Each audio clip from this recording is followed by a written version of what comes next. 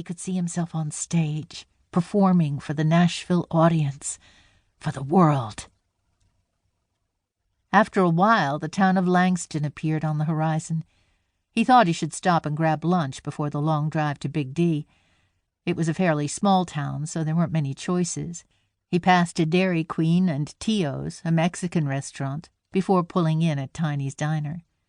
It was late, so the lunch crowd had already been and gone. Not too many cars outside.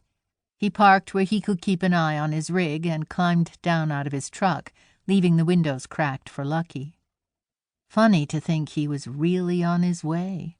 With all his dad's wealth, Ty had only taken what was important to him: his horse, his dog, his guitar, and a few clothes. "'Cause I'm sure not going back." A metal cowbell clanked against the glass door when he entered the restaurant. The aroma of good food hit him like a fist. He hadn't realized how hungry he was since he had forgone breakfast in his rush to leave the sprawling Garrett ranch that morning. The Circle G, with its rambling, Spanish-style ranch house, the many barns, stables, and outbuildings, with thousands of acres of fenced pasture land for the beef cattle and horses, with the long heritage of the Garrett family steeped into the land. Not a problem. Surely his older brother, Colton, or his younger brother, Bo, would pick up the slack. They could take over running the spread when Big Jim was unable. They could provide for future generations of Garretts to carry on the tradition. "Hello, Tyler," Crystal called out. She was a fixture here at Tiny's, a big lady with a big heart. "Table or booth?" She grabbed a menu and cocked her head, waiting for his answer. "Table near the front window would be best." Removing his Stetson, he raked his hand through his thick, dark hair. She walked him over to the window and placed the menu on a table for two. "Here you go. Iced tea?" "That'll be good." He set the Stetson on the other side of the table and took a seat facing the door. When it opened, he had to check out the new arrival. Man!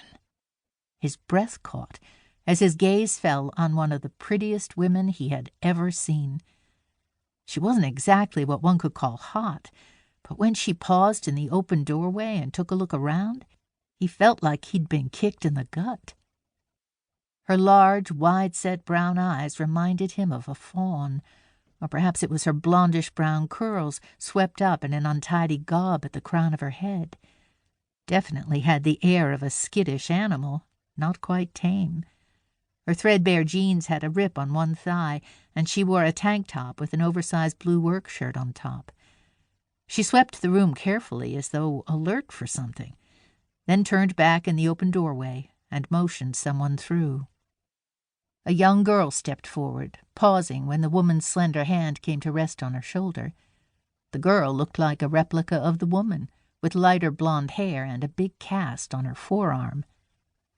The kid had that same half-wild expression on her face, like she would turn and bolt from the restaurant if something spooked her. Crystal came to slide Ty's iced tea on the table and then went to greet the newcomers. Apparently, the woman wanted to keep an eye on whatever was out there, too, since Crystal seated them at the table next to Ty's, where she sat facing the parking lot. The girl was on her right, facing Ty. He watched the woman carefully peruse the menu and then reach in her purse. She drew out a wallet and did a quick count of the bills inside.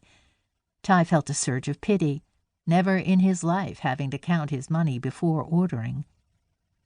When Crystal came to take his order, he ordered for 3. "Just deliver the other 2 meals to that table," he said under his breath. Crystal winked at him and went to turn in the orders. When she returned a few minutes later, she sat a salad on his table and also in front of his 2 guests. "What? I haven't ordered yet." The woman pushed her chair back, gazing up at Crystal with a frown. "The gentleman paid for your meal, ma'am." Crystal nodded to where Ty sat. The woman regarded him icily, her soft mouth forming a straight line of disapproval. "Pardon me for being so forward," he said, "but Tiny makes the best chicken fried steak, and I thought you might like to enjoy it with me." She started to protest, but he cut her off. "It would be a shame to pass through Langston without experiencing the best chicken fried steak in all."